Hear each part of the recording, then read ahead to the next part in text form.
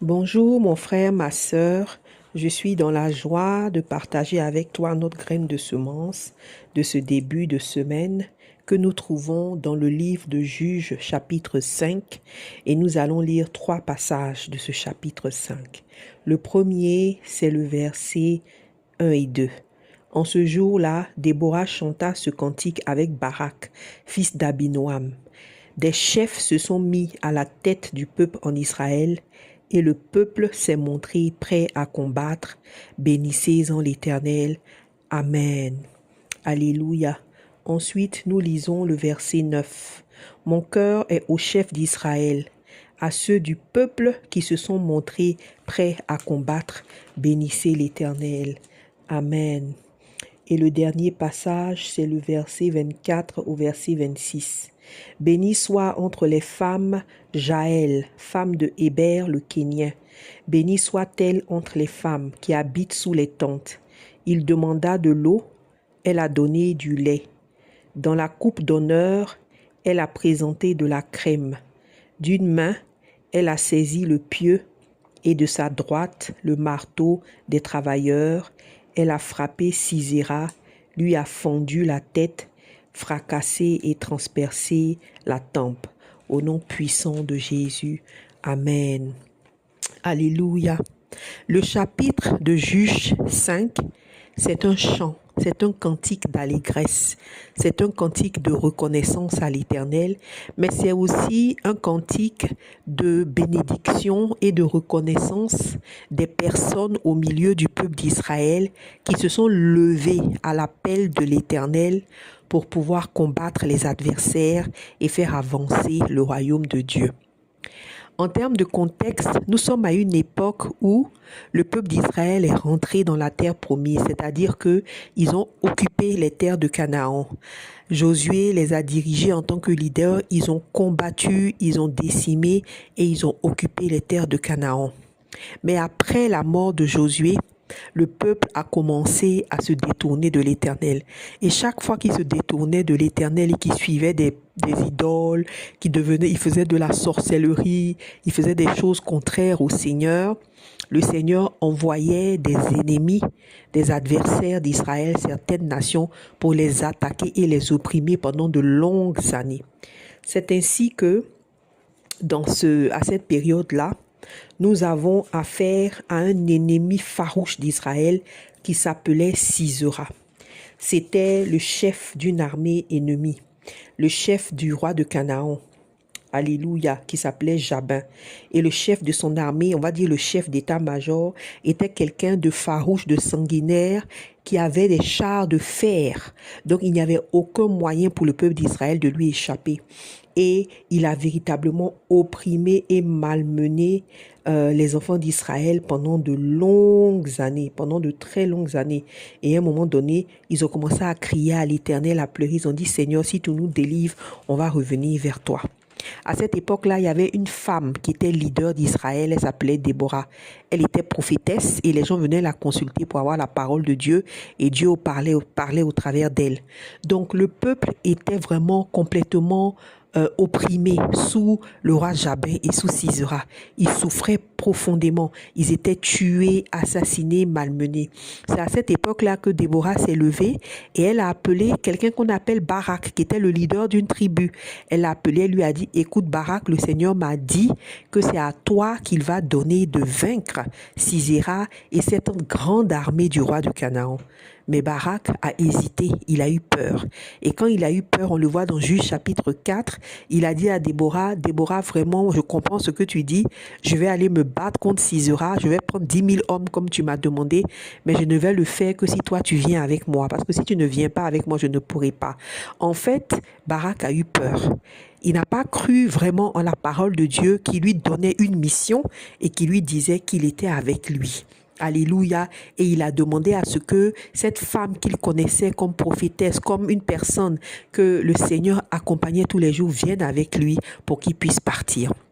Et là, Déborah lui a répondu que, puisque tu as eu peur et puisque tu m'as demandé de venir avec toi, je vais venir avec toi pour cette guerre. Mais il faut que tu saches que le Seigneur va donner la victoire à une femme, à une inconnue, à quelqu'un qui va prendre les devants et qui va prendre le leadership que Dieu lui donne. Alléluia. En fait, le Seigneur était ici en train de tendre la main à Barak, de lui donner une mission, mais de lui faire l'honneur de le choisir comme leader. Et Barak a refusé de prendre les devants en tant que leader. Il a refusé de faire ce que Dieu lui demandait de faire par peur, par doute, par inquiétude. Alléluia. Et c'est ainsi que il a perdu l'honneur parce qu'effectivement, il y a eu combat. Il est parti avec 10 000 hommes, mais il est parti aussi avec Déborah. Et Sisera s'est enfui parce que son armée a été complètement vaincu en fait par le peuple d'Israël, par Barak, mais Sisera s'est enfui, il a commencé à courir à pied pour s'enfuir, et quand il s'est enfui, où est-ce qu'il a atterri? Dans la tente, dans la maison d'une femme qui s'appelle Jaël. Et cette femme-là, dès qu'elle l'a vue, la Bible dit que elle lui a dit, ah, viens Sisera, viens dans ma maison, viens te reposer, viens te cacher.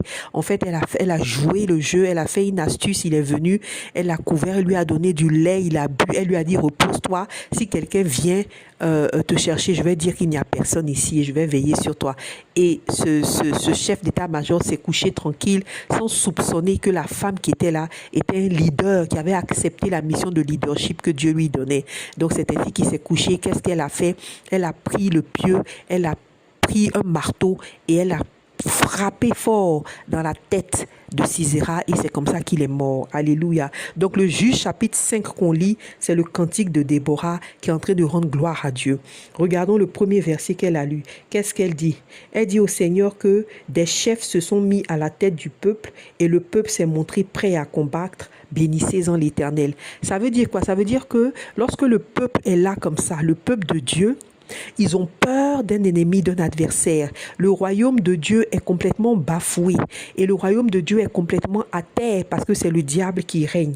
Alléluia. Mais elle dit alors des chefs, des leaders ont pris les devants. Ils se sont mis à la tête. Et quand ils se sont mis à la tête, qu'est-ce qui s'est passé? Le peuple s'est montré prêt à combattre.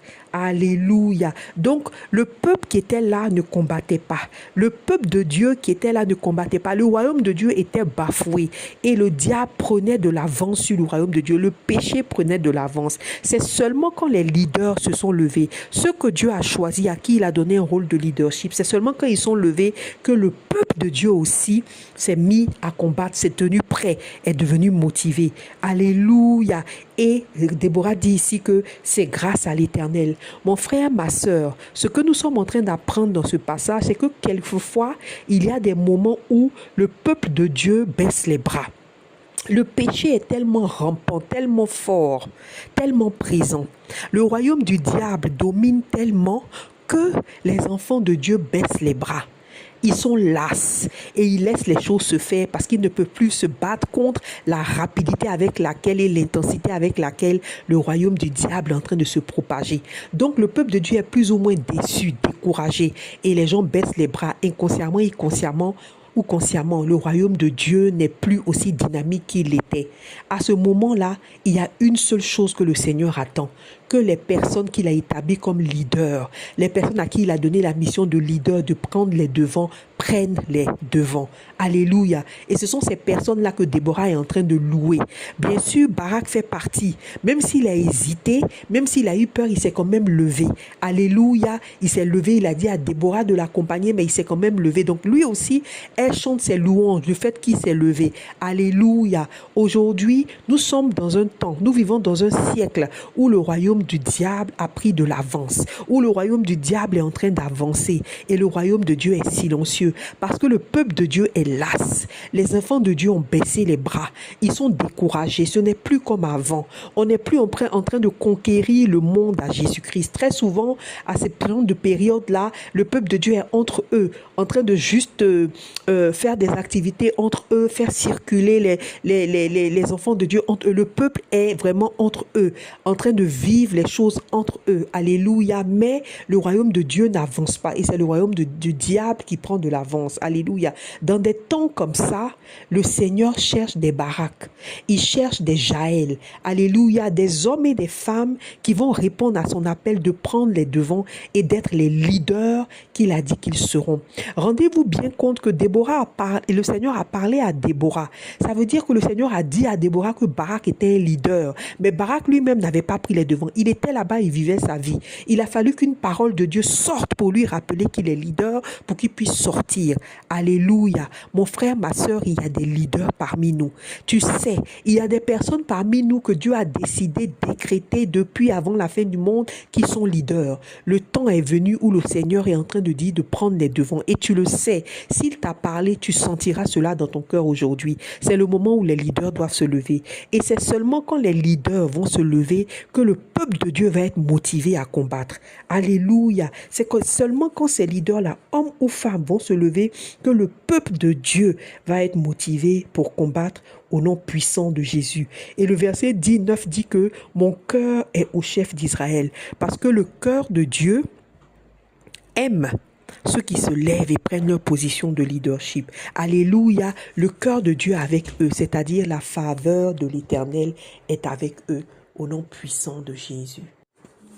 Et lorsqu'on lit le verset 8, la Bible dit que la guerre était aux portes et qu'on ne voyait ni bouclier ni lance chez 40 milliers en Israël, mais que le cœur de l'Éternel est au chef d'Israël parce qu'ils ont changé la donne. Alléluia, parce que le peuple a été tellement découragé, le peuple de Dieu avait tellement baissé les bras qu'on ne voyait même plus les armes avec les enfants de Dieu. Ils n'avaient plus d'armes, il n'y avait plus de boucliers, il n'y avait plus de lance chez 40 milliers. C'est-à-dire que la plupart des enfants d'Israël n'avaient pas de lance, ils ne faisaient plus la guerre. Alléluia. Est-ce que mes frères, mes sœurs, ce temps-là ne ressemble pas au temps que nous sommes en train de traverser, où on ne voit plus les armes, on ne voit plus les armes de lutte spirituelle avec les enfants de Dieu. On ne voit plus la foi comme elle était auparavant. La foi qui est prête à tout braver pour annoncer l'évangile, pour que le royaume de Dieu se propage. La foi qui est prête à tout faire, à braver la mort, où les enfants de Dieu n'ont peur de rien et que tout ce qui les intéresse, c'est de faire avancer le royaume de Dieu. On ne voit plus la vérité, la parole de la vérité. Lorsque la parole pure et vraie est prêchée, la parole qui apporte de l'eau à ceux qui ont soif, la parole qui apporte de la nourriture à ceux qui ont faim, la parole qui transforme les vies. Alléluia, on ne voit plus l'épée de la parole, le casque du salut. Alléluia, la focalisation sur le salut, sur sauver les hommes. Alléluia. La ceinture de la vérité, l'authenticité dans la marche avec Dieu, le vrai dans la marche avec Dieu. Alléluia. La sincérité dans la marche avec Dieu. Alléluia. La vérité prêchée, la vérité vécue. Alléluia. L'obéissance à la parole. Amen. Les souliers de ceux qui annoncent l'évangile. Alléluia. Des personnes qui sont constamment en train de chercher des personnes où ils vont semer la parole. Alléluia. Mes frères, mes sœurs, on ne voit plus les armes. Les armes ne sont plus là. Elles ont disparu au niveau du peuple de Dieu. Amen. C'est pourquoi le Seigneur se cherche des leaders, des chefs qui vont se lever, qui savent qu'ils sont leaders choisis par Dieu, qui vont se lever, qui vont prendre leur place et qui vont faire ce qui doit être fait. C'est seulement quand ils vont se lever, alléluia, la parole de Dieu dit que le peuple va se tenir prêt parce qu'ils vont motiver le reste du peuple de Dieu qui va suivre. Amen. Donc aujourd'hui, le Seigneur attend l'action de ses leaders. Mon frère, ma soeur, si c'est toi, c'est le temps de te lever. Amen. Et finalement, les derniers passages qu'on a lus qui parlent de Jaël, une femme inconnue. Alléluia. Une femme dont on ne parle pas dans la parole de Dieu nulle part. Elle n'était même pas vraiment dans les tribus même directes d'Israël. Amen. Elle faisait partie d'une autre tribu de personnes de la famille d'alliance de Moïse. Alléluia. Si vous vous souvenez, Moïse avait épousé la femme d'un prêtre de Madian. C'était une femme de cette famille-là, donc inconnue vraiment. C'est elle qui a délivré Israël. Alléluia. Pourquoi? Parce qu'elle a pris sa place de leader. Amen. Parce qu'elle a pris sa place de leader. Alléluia. Parce qu'elle a décidé de faire ce que le Seigneur voulait qu'elle fasse. Donc au verset 24, le Seigneur ici bénit Jaël. Pourquoi est-ce qu'on chante les louanges de Jaël? Pourquoi est-ce que le Seigneur bénit Jaël? Parce que c'est une femme inconnue, mais qui a pris les devants. Elle a pris les devants, elle a décidé d'être leader, elle a décidé de prendre le rôle que Dieu lui avait donné et de prendre les devants. Alléluia. Qu'est-ce qu'elle a fait? Elle a attendu l'adversaire. Et lorsqu'il est arrivé, elle lui a proposé à boire, elle l'a endormi, alléluia, et elle a frappé. Elle a frappé directement dans le mille, alléluia, et il s'est affaissé à ses pieds. Amen. Elle n'a pas eu peur du royaume des ténèbres. Elle n'a pas eu peur du royaume des adversaires, mais elle a décidé d'occuper sa place et elle a frappé. Elle n'a pas hésité, alléluia. Elle a frappé par obéissance à l'Éternel. Elle a obéi à l'instruction de l'Éternel. Aujourd'hui, nous ne frappons pas avec les mêmes armes que par le passé, alléluia. Nous ne frappons pas avec des marteaux, avec des pieux, mais nous frappons avec la parole de Dieu, alléluia. Nous obéissons aux instructions de l'Éternel, amen. Nous obéissons aux paroles que Dieu nous donne, alléluia. Et nous frappons avec l'épée de la vérité, alléluia. S'il s'agit de prêcher, nous prêchons. S'il s'agit de parler de la parole de Dieu, nous parlons de la parole de Dieu. S'il s'agit d'obéir, nous obéissons. S'il s'agit de prier, nous prions, alléluia. S'il s'agit de parler de l'évangile, nous parlons de l'évangile. S'il s'agit d'impacter le milieu professionnel dans lequel nous évoluons avec la parole, avec les instructions du Seigneur, nous le faisons. S'il s'agit d'accompagner des couples, nous le faisons au nom puissant de Jésus. Mais en tant que leader, nous prenons les devants, comme Jaël, sans hésitation. Alléluia. Parce que si le leader dans le peuple de Dieu ne prend pas les devants, le peuple de Dieu ne sera pas motivé, personne ne combattra. Amen. C'est ce que le Seigneur nous dit aujourd'hui. Il faut que les leaders dans le peuple de Dieu se lèvent. Il faut que les leaders se lèvent pour obéir à la parole de Dieu et pour prendre les devants, sans peur, avec audace, accomplir les paroles de l'Éternel, obéir aux instructions et faire ce qu'il nous donne de faire au nom de Jésus. Nous avons du terrain à gagner. Nous avons du terrain à conquérir. Le diable a pris de l'avance parce qu'il s'est déchaîné, lui et ses acolytes, lui et ses alliés. Mais les leaders doivent se lever. Le Seigneur a besoin des leaders, des hommes et des femmes positionnés pour le ministère. Au nom puissant de Jésus. Alors aujourd'hui, mon frère, ma sœur, le Seigneur te parle et te rappelle qu'il t'a choisi comme leader. Si tu te reconnais, sache que tant que tu ne te lèves pas, les autres dans le royaume de Dieu ne se lèveront pas. Tant que tu ne te lèves pas et que tu ne récupères pas tes armes, la foi, la parole de Dieu, la vérité, l'évangile, les autres ne se lèveront pas. Alors, tu as beaucoup de responsabilités sur tes épaules. Il ne s'agit pas seulement de toi, mon frère, ma sœur, mais de tout le royaume de Dieu et de la mission. Alors aujourd'hui, le Seigneur t'encourage. Lève-toi et prends les devants sans peur.